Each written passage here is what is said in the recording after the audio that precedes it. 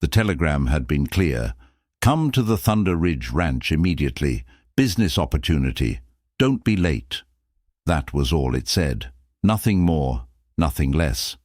Jack Morrison had ridden 3 days through scorching desert and treacherous mountain passes to get here, and now he stood in front of the biggest ranch he'd ever seen, wondering what kind of business opportunity required such urgency.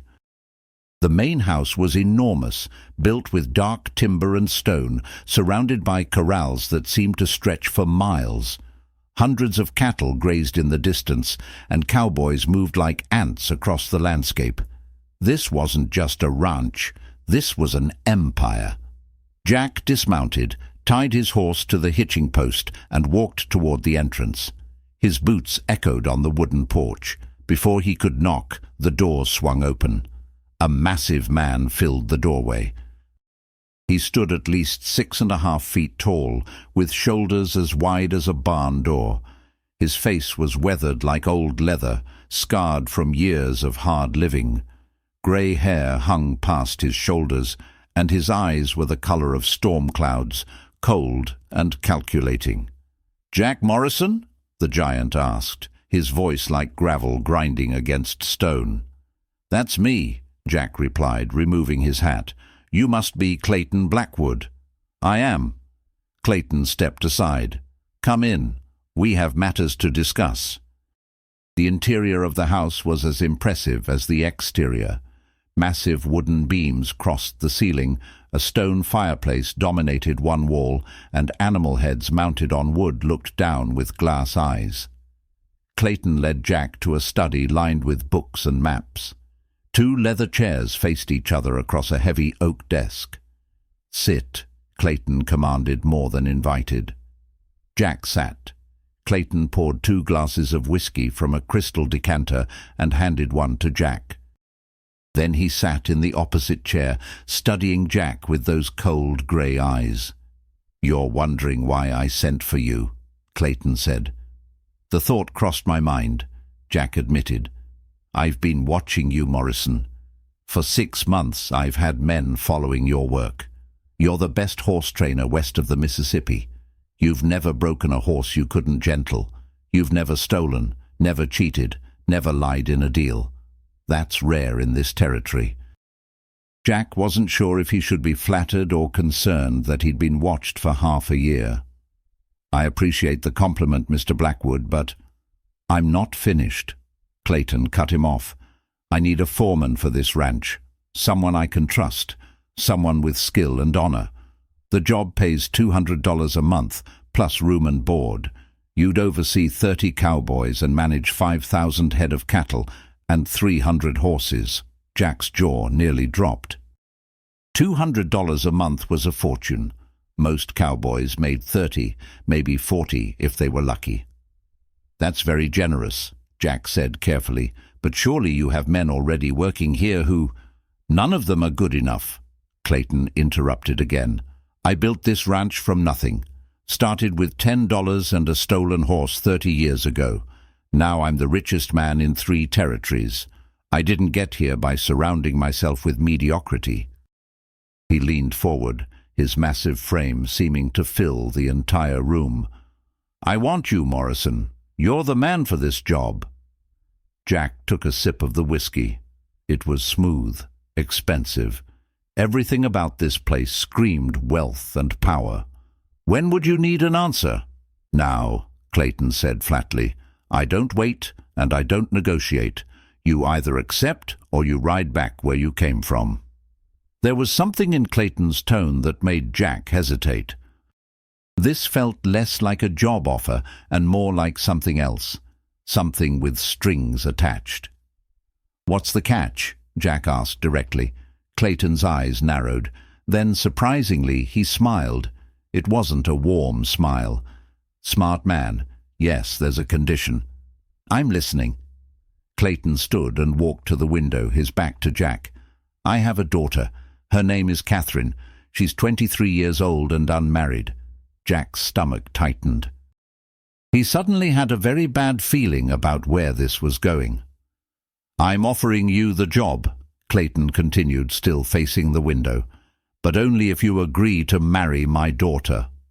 The words hung in the air like smoke from a gun barrel. Jack set his whiskey glass down carefully. "Marry your daughter, Mr. Blackwood. I don't even know her. I've never met her." "That doesn't matter." Clayton turned around. His face was stone.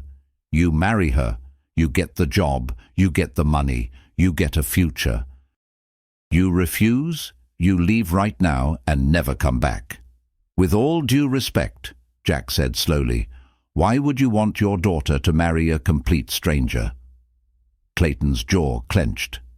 For the first time, Jack saw something other than coldness in those grey eyes. He saw pain. "My daughter is ugly," Clayton said bluntly. "The ugliest woman in the territory. I've had 12 men come here over the past 5 years. I offered each of them the same deal.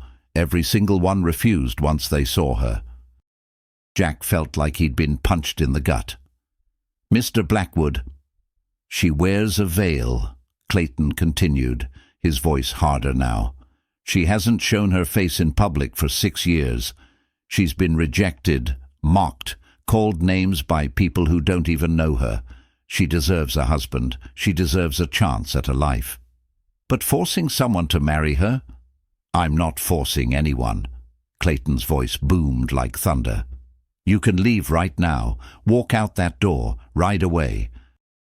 But if you want this job, if you want this opportunity, you marry Catherine. Those are my terms." Jack's mind raced. $200 a month, a position of power and respect, financial security he'd never dreamed of. All he had to do was marry a woman he'd never seen, a woman her own father called ugly. "Can I meet her first?" Jack asked. "No." "Why not?" "Because every man who's met her has run. I won't put her through that again." Clayton's voice dropped lower. "You decide now, Morrison. Yes or no? Marry my daughter and build a life here, or leave and go back to drifting from ranch to ranch, making $40 a month until you're too old to ride." Don't forget to subscribe to our channel, friends, and write in the comments where you're watching from. That really makes our day. Jack stood up. He walked to the window and looked out at the vast ranch. Cowboys worked the cattle in the distance. The sun was beginning its descent toward the mountains, painting everything in gold and amber. He thought about his life. 28 years old, and what did he have? A horse, a saddle, 3 shirts, and $17 in his pocket. He'd been drifting for 10 years, ever since his parents died. No home, no family, no future beyond the next paycheck. This was his chance to change everything. But at what cost?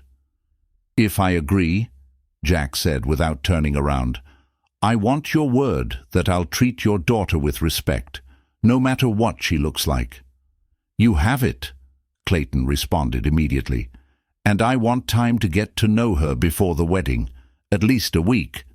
"You'll have 3 days," Clayton countered. "The wedding is already arranged for Saturday." Jack turned around. "You were that confident I'd say yes?"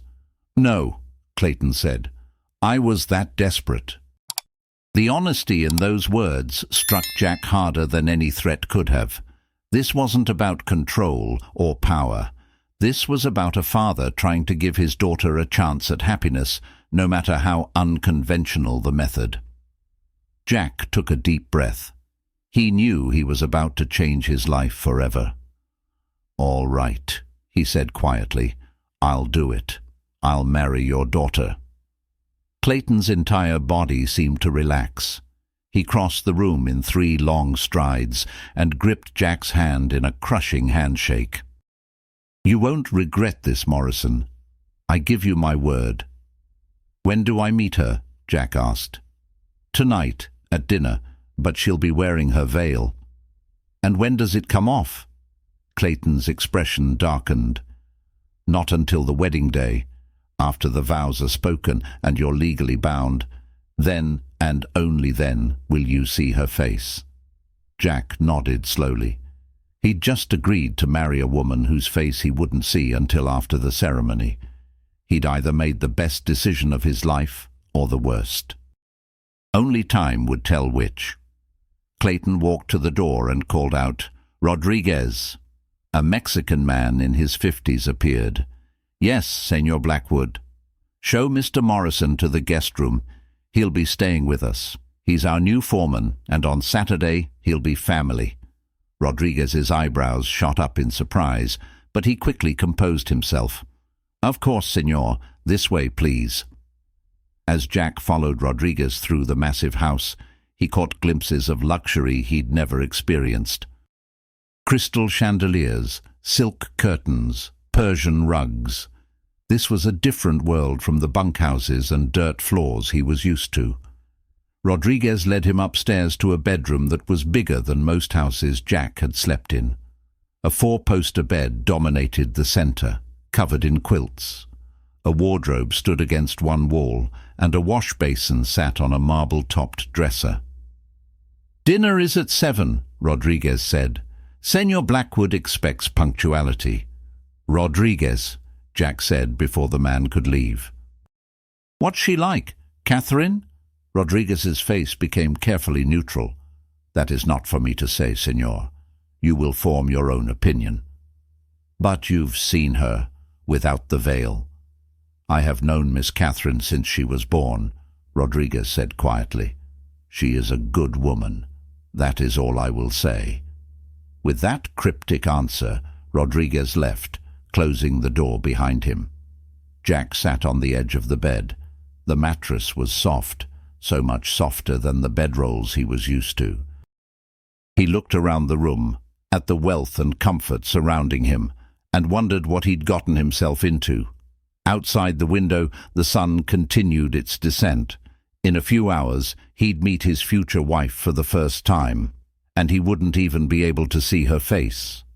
The dining room was as impressive as the rest of the house, a long table that could seat 20 people stretched down the center of the room. Crystal glasses caught the light from the chandelier above, and silver utensils gleamed on white linen tablecloths. Jack arrived at exactly 7 o'clock, wearing the cleanest clothes he had, which still seemed shabby compared to his surroundings. Clayton was already seated at the head of the table, and to his right sat a figure completely covered in a black veil. She was completely still, her hands folded in her lap. The veil was thick enough that Jack couldn't make out even a silhouette of her features. She could have been anyone underneath that fabric. "Sit," Clayton gestured to the chair across from his daughter. Jack sat, his eyes never leaving the veiled figure. She didn't move, didn't acknowledge his presence in any way. "Catherine," Clayton said, his voice softer than Jack had heard before. "This is Jack Morrison. He's agreed to marry you on Saturday." Still, she didn't move. For a moment, Jack wondered if she was even conscious under there. "Catherine," Clayton's voice grew firmer, "acknowledge your fiancé." Slowly, very slowly, the veiled head turned toward Jack. He couldn't see her eyes, couldn't see anything, but he felt her gaze on him through that black fabric. "Hello," Jack said, feeling foolish talking to what looked like a ghost. "It's nice to meet you." Silence. Long, uncomfortable silence. Then, finally, a voice emerged from behind the veil. It was soft, barely above a whisper, but clear. "Why did you agree?" The question caught Jack off guard. He'd expected maybe a greeting, perhaps a polite acknowledgement. Instead, she'd asked the one question he'd been avoiding thinking about too deeply. "Because," Jack said carefully, choosing his words with caution, "your father made me a good offer, and because everyone deserves a chance." "A chance at what?" Her voice was stronger now, with an edge to it. "A chance at happiness." "You can't be happy married to someone you've never seen," Catherine said. "Someone even her own father calls ugly." "Catherine," Clayton's voice was sharp, "I never—" "You told him, didn't you?" She turned her veiled head toward her father. "You told him I was ugly. You tell all of them. That's why they agree to meet me. That's why they're always so curious. They want to see just how hideous Clayton Blackwood's daughter really is." The pain in her voice was real and raw. Jack felt it like a knife to his chest. "I didn't agree to meet you out of curiosity," Jack said firmly. "I agreed because I need this job, yes, but also because I know what it's like to be judged before people know you." Catherine's head snapped back toward him. "You don't know anything about me." "You're right," Jack admitted, "but I'd like to, if you'll let me." Another long silence. Rodriguez entered with a silver tray carrying covered dishes. He served them in complete silence, the only sound the clink of silver on porcelain. Clayton cleared his throat. "Jack will be taking over as foreman starting tomorrow. Catherine, you'll show him the ranch operations in the morning." "No," Catherine said flatly. "Catherine," Clayton started. "I said no, Father. You can force me to marry him. You can parade me in front of another stranger. But you can't make me play tour guide." She stood up, her chair scraping against the floor. "Excuse me. I'm not hungry." She walked out of the dining room, the veil flowing behind her like smoke. Her footsteps echoed up the stairs, and then a door slammed somewhere above them. Clayton sighed heavily and rubbed his face with one massive hand. "She wasn't always like this," he said quietly. "When she was a little girl, she was so happy, always laughing, always running through the house. Then puberty hit and everything changed." "What happened?" Jack asked. "Her face," Clayton said simply, "started developing wrong. The doctors said it was some kind of condition. By the time she was 16, the other girls wouldn't talk to her. The boys made fun of her. People in town would stare and whisper." He looked at Jack with tired eyes. "I tried everything. Took her to doctors in San Francisco, Chicago, even New York. They all said the same thing. Nothing could be done." Jack pushed his food around his plate, his appetite gone. "Mr. Blackwood, are you sure forcing her to marry is the right thing?" "What else can I do?" Clayton's voice rose. "I won't live forever. When I die, this ranch goes to her.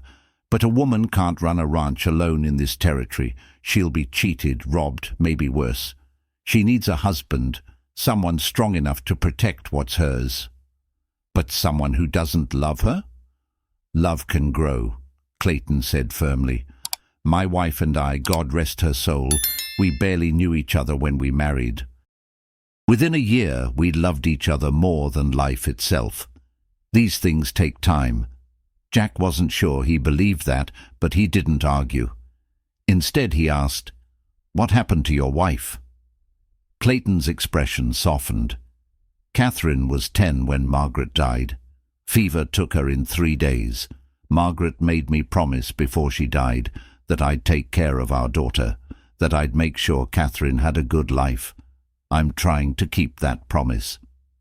They ate in silence for a while. The food was delicious, better than anything Jack had eaten in years, but it tasted like ash in his mouth. Finally, Jack spoke. "I'd still like to get to know her, before Saturday." "Good luck with that," Clayton said grimly. "She hasn't let anyone close in years." After dinner, Jack didn't go straight to his room. Instead, he wandered through the house trying to familiarize himself with his new home. He found a library filled with books, a music room with a piano, and a gun room with enough weapons to arm a small militia. Then he heard something. Music. Soft, delicate, coming from somewhere above him. He followed the sound up the stairs and down a long hallway. It was coming from behind a closed door at the end of the corridor. Jack approached quietly. The music was beautiful, sad and haunting. Someone was playing the piano with skill and emotion. He stood outside the door, listening. The melody spoke of loneliness, of pain, of yearning for something just out of reach. It was the most beautiful and heartbreaking thing Jack had ever heard. Then, abruptly, the music stopped. "I know you're out there," Catherine's voice came through the door. "I'm sorry," Jack said. "I didn't mean to disturb you. I was just—" The music was beautiful. "Go away. Catherine, I said go away." Her voice was louder now, angry. "You got what you wanted, a rich wife and a powerful position. You don't have to pretend to care about me." "I'm not pretending," Jack said firmly. "I know you don't believe that, but it's true." He paused. "I'm going to be here every night at this time, outside this door. You don't have to talk to me. You don't have to open the door. But I'll be here, and I'll listen if you want to play." Silence. Jack waited, but she didn't respond. Finally, he walked back to his room. That night, he lay in the comfortable bed, staring at the ceiling. In 3 days, he'd marry a woman whose face he'd never seen. A woman who was convinced he was only after her money. A woman who played piano like an angel and carried pain like a stone. He'd made his choice. Now he had to live with it. But as he drifted off to sleep, he couldn't stop hearing that haunting melody, sad and beautiful and utterly lonely. The next morning, Jack woke before dawn. Old habits died hard, and he'd spent too many years rising with the sun to sleep late now, even in a comfortable bed. He dressed and headed downstairs. The house was quiet, still sleeping, but when he reached the kitchen, he found Rodriguez already up, drinking coffee. "Senor Morrison," Rodriguez greeted him. "Would you like breakfast?" "Just coffee, thanks. And please call me Jack." Rodriguez poured him a cup. The coffee was strong and black, exactly how Jack liked it. "You're up early," Rodriguez observed. "Can't shake the habit. Figured I'd get started learning the ranch operations." "Senor Blackwood is still sleeping. He doesn't rise until 7. Jack nodded. "Then I guess I'll just look around on my own." "May I give you some advice, Senor Jack?" Rodriguez asked. "Of course." "Miss Catherine, she is not what you think." Jack raised an eyebrow. "What do you mean?" "Just give her time and patience. She has been hurt many times. She protects herself the only way she knows how. By pushing people away." "By pushing everyone away," Rodriguez corrected, "even those who care about her." Jack thought about that as he finished his coffee. Then he headed outside. The ranch was already coming to life. Cowboys were emerging from the bunkhouse, horses were being saddled, and the smell of cattle filled the morning air. Jack spent the morning walking the property. It was massive. He counted at least 40 cowboys working, and that was probably only half the crew. The cattle were healthy and well-maintained. The horses were magnificent, some of the finest stock he'd ever seen. Around noon he returned to the main house. Clayton was in his study, going over ledgers. "Morning," Clayton greeted him. "How's the ranch look?" "Impressive," Jack admitted. "You've built something remarkable here. And it'll be yours to manage soon enough." Clayton closed the ledger. "I want you to start tomorrow officially. Meet the crew, establish authority. Some of them won't like taking orders from a newcomer. I can handle that. I know you can. That's why you're here." Clayton paused. "Catherine tell you she wouldn't show you around?" "She made her feelings clear." "That girl," Clayton muttered. "Stubborn as a mule. Gets that from her mother." "Actually," Jack said carefully, "I was thinking I might try talking to her again, without you around." Clayton looked skeptical. "Good luck." Jack found Catherine in the music room. She was sitting at the piano, her veil in place, her fingers resting on the keys, but not playing. "May I come in?" Jack asked from the doorway.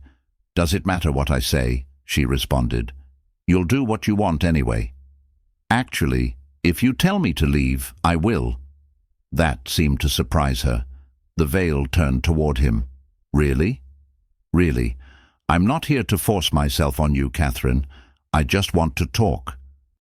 She was quiet for a long moment. Then, "You can sit, but not too close." Jack entered and sat on a chair near the window, a good 10 feet from the piano. "The music you played last night," he said. "Did you compose it?" "Yes." "It was beautiful. Sad, but beautiful." "It's how I feel," she said simply. "Sad. Trapped." Her fingers pressed a single key. A low, mournful note filled the room. "Do you know what it's like to be imprisoned by your own face?" "No," Jack admitted. "I don't. Every mirror is an enemy, every reflection a reminder.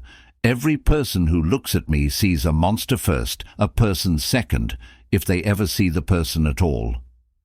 "I haven't seen your face," Jack pointed out. "So when I look at you, I just see a person who plays beautiful music and asks hard questions." "Don't," Catherine said, her voice harder. "Don't try to make me think you're different. You're just like all the others. My father offered you money and power, and you took it. You didn't ask about me, about what I want, about how I feel. You just agreed." "You're right," Jack said, surprising her again. "I did agree for the money. I won't lie about that, but that doesn't mean I don't care about you as a person." "You don't know me." "Then help me know you. Talk to me. Tell me who you are beyond the veil." Catherine's hands clenched in her lap. "Why should I?" "Because in 3 days we'll be married, and I'd rather be married to someone I know than a stranger. We'll be strangers no matter what. Strangers who signed a contract." "That doesn't have to be true." Jack leaned forward. "I know this isn't what either of us wanted, but we're both stuck in this situation. We can make it miserable, or we can try to make it bearable, maybe even good." "Good?" Catherine laughed bitterly. "How could this ever be good?" "I don't know," Jack admitted, "but I'd like to try and find out." Silence filled the room. Catherine sat perfectly still, and Jack waited, giving her time to think. Finally, she spoke. "I'll make you a deal." "I'm listening." "I'll talk to you. I'll try. But if after the wedding, after you see my face, you look at me with disgust or pity or anything other than basic human decency, I want a divorce.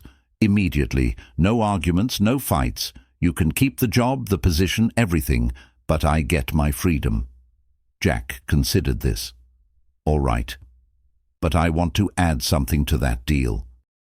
"What?" "If I don't look at you with disgust or pity, you give this marriage a real chance. Not just going through the motions. A real chance." Catherine was quiet for a very long time. When she finally spoke, her voice was barely a whisper. "You're either the bravest man I've ever met or the most foolish." "Probably both," Jack said with a slight smile. He stood up. "I'll leave you alone now, but I meant what I said last night. I'll be outside your door this evening if you want to play. Or talk, or just not be alone." He walked to the door, then paused. "And Catherine? Thank you for giving me a chance, even a small one." He left before she could respond. As he walked down the hallway, he heard it, the piano, playing a different melody than last night. This one was still sad, but there was something else in it too. Something that might have been hope. That evening, Jack kept his promise. At 7 o'clock, after dinner with a mostly silent Clayton, he walked upstairs and positioned himself outside Catherine's door. He heard movement inside, then silence. He waited. After about 5 minutes, the piano began to play. The melody was different from the previous nights, less mournful, more contemplative. Jack leaned against the wall and closed his eyes, letting the music wash over him. After about 10 minutes, the music stopped. "Are you still there?" Catherine's voice came through the door. "Still here," Jack confirmed. "Why?" "Because I said I would be." More silence. Then, "Do you play any instruments?" I used to play harmonica, Jack admitted. Haven't picked one up in years, though. Why not? Lost it somewhere between Denver and Tucson. Never got around to replacing it. That's sad, Catherine said. Music shouldn't be lost. Maybe I'll get a new one, Jack said. Then we could play together sometime. Maybe, Catherine said, but her tone was softer. Maybe. They sat in silence for a while, Jack on one side of the door, Catherine on the other. It was strange, but somehow comfortable. Can I ask you something? Catherine finally said. Anything. When you see me after the wedding and you realize just how ugly I am, will you at least try not to flinch? The pain in her voice was so raw that Jack's chest hurt. Catherine, he said firmly, I promise you, whatever I see, I won't flinch. I won't look away, and I won't treat you any differently than I would any other person. You say that now, and I'll say it then, Jack insisted. Your father told me you were ugly. Fine, but you know what I've learned in my life? The ugliest people I've ever met had beautiful faces, and some of the most beautiful people I've known weren't much to look at. What makes a person ugly or beautiful isn't their face, it's their heart. You don't know my heart either, Catherine said. Not yet, Jack agreed, but I'd like to. He heard her moving, getting closer to the door. She was right on the other side now, he could sense it. I'm scared, she whispered. Of what? Of hoping. Every time I hope, I get hurt. I can't promise I won't hurt you, Jack said honestly. I'm just a man, and men are imperfect, but I can promise I'll try my best not to, and if I do hurt you, it won't be intentionally. That's more honesty than anyone has given me in years, Catherine said. They stayed there, talking through the door for hours. Catherine told him about her childhood, about her mother, about the day she realized she was different. Jack told her about his parents' death, about the years of drifting, about the loneliness of never belonging anywhere. As the night grew late, their conversation grew more comfortable. Catherine even laughed a few times, a sound so surprising and wonderful that Jack found himself trying to make her laugh again. Finally, around midnight, Catherine said, I should sleep. Tomorrow will be busy. One more day until the wedding, Jack said. Are you scared? She asked. Terrified, he admitted, but also strangely hopeful. Me too, Catherine whispered. Good night, Jack. Good night, Catherine. Jack walked back to his room with a lighter heart than he'd had in days. Maybe this crazy arrangement could work. Maybe they could build something real from this forced beginning. He lay in bed and thought about the wedding day. When that veil finally lifted, what would he see? But more importantly, what would Catherine see when she looked at him?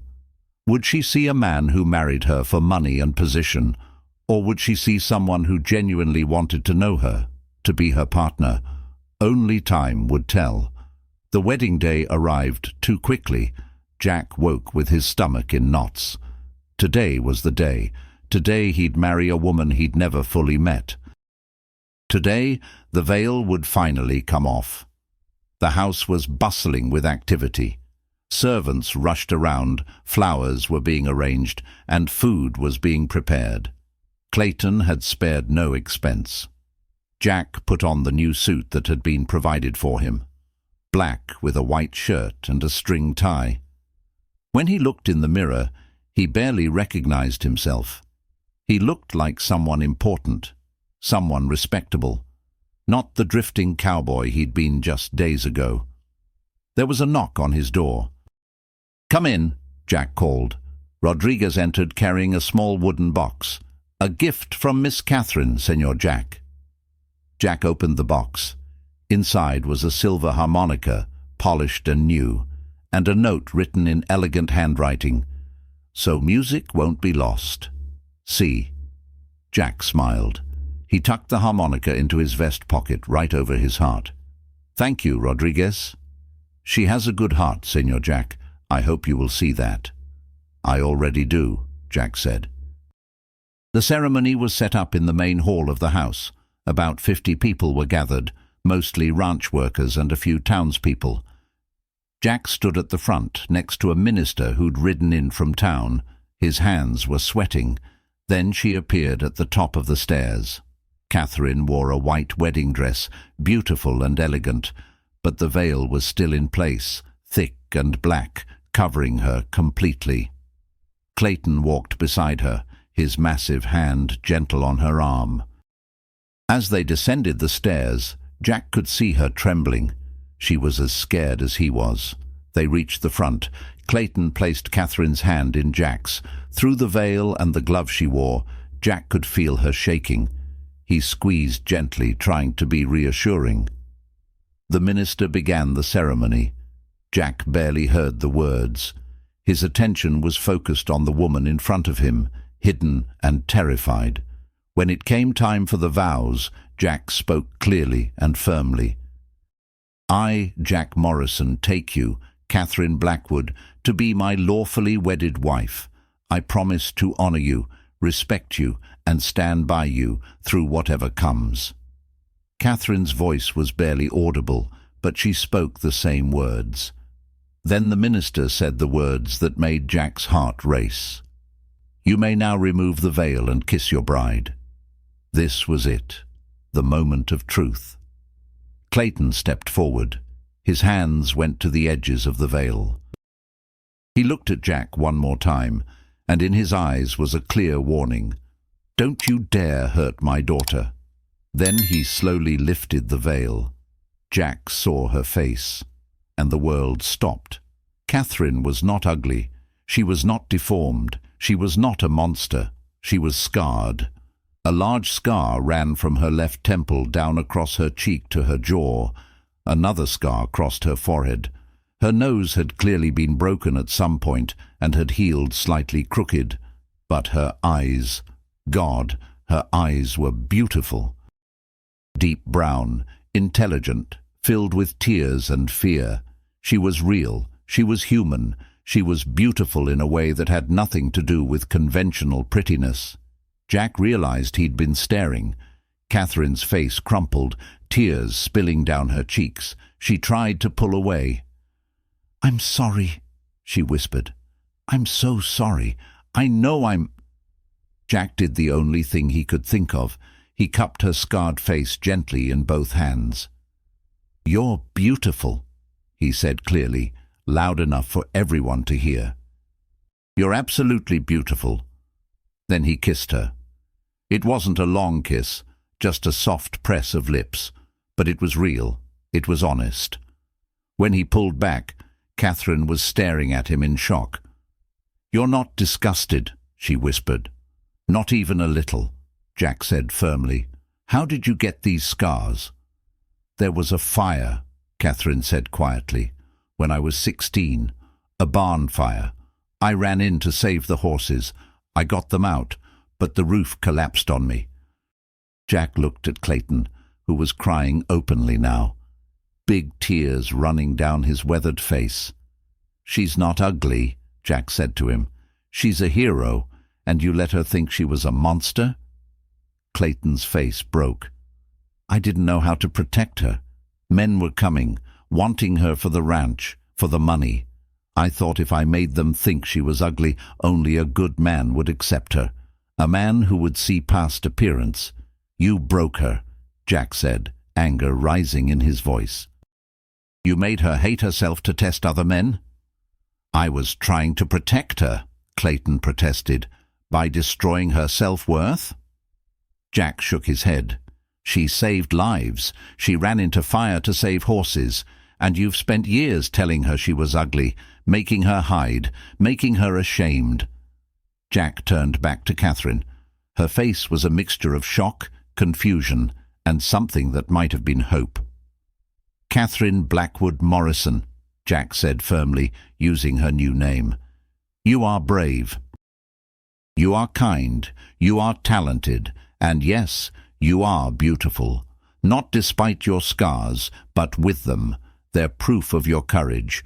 They're proof you put others before yourself." Catherine was crying harder now, but these were different tears. "You really mean that?" "Every word," Jack promised. He turned to the crowd. "My wife is the most beautiful woman I've ever seen, and anyone who says different will answer to me." The room erupted in applause. Some people were crying.